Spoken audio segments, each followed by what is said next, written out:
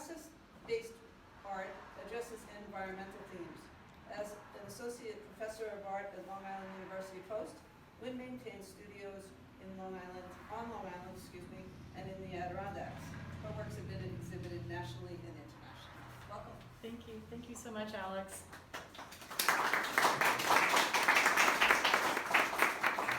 So today I want to share with you in a very brief and concise way 3 ideas about my work. I want to share with you the inspiration, which is the Adirondack Mountains, and a little bit of that background and why it's so important to me. I'd like to help you understand why wood is at the root of the work that I do. And I want to help you understand how the circle has recently been introduced to my work, where that might have come from, retrospectively thinking about it, and how the language of animism is really important. It's embedded in the work. I want to say some thank yous, especially to Alex. Alex, thank you so much for supporting my work. Thank you so much for giving us the opportunity to meet 2 amazing artists. There's a real synergy here, and I think you saw it. Thank you for bringing us together. Thank you for asking such good questions to help us think about our work. I also want to thank Ted and Wendy, because just getting to know your work as a result of being in the show has been a real privilege.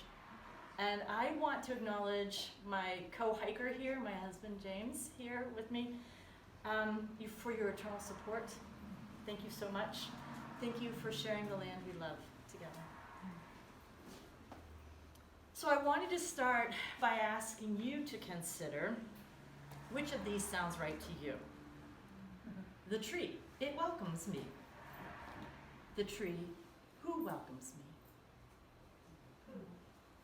And if you can kind of keep that in mind as we look at these images together.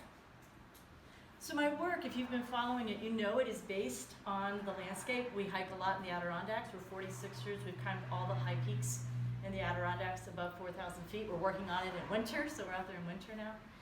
While we're out there, I'm just very aware of the topography, of the shape of the land. And so for years, that's been helping me think in geologic time, the forces that shaped the land. And so I go into USGS maps and I pull out those topographic shapes, and that's what I have been carving into the wood for quite some time, and then doing some paintings that were made from shadows from photographs I take when I'm out there in the woods. It's a beautiful place to be. It just goes right to the soul. It heals the heart, as we all know nature is capable of doing. But it didn't always look this way. Yes. We are aware that we are not the first people on this continent, and when we came from Europe to the Northeast in the 16th century, we had an impact on the indigenous people that lived and worked here. But also in the 19th century, we took advantage of all that timber in the Adirondacks, and in fact, the place was nearly clear-cut. So we have a romanticism about the Adirondacks now, but it wasn't always that way, and in fact, it's been cut to within an inch of its life. So